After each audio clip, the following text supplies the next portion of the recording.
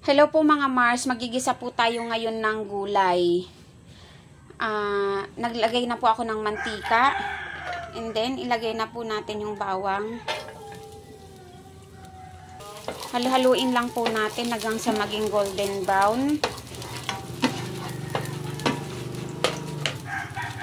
Then, isunod na po natin ng sibuyas. Halo lang po hanggang sa maluto po yung sibuyas.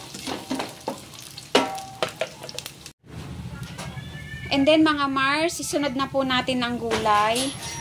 Pati po mushroom, sinabay ko na rin.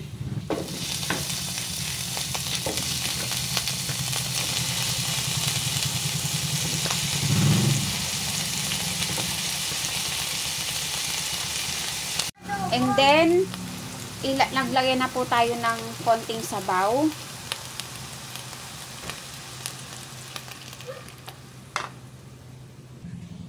Then, maglagay na po ako ng oyster sauce. Tansya-tansya lang po mga Mars.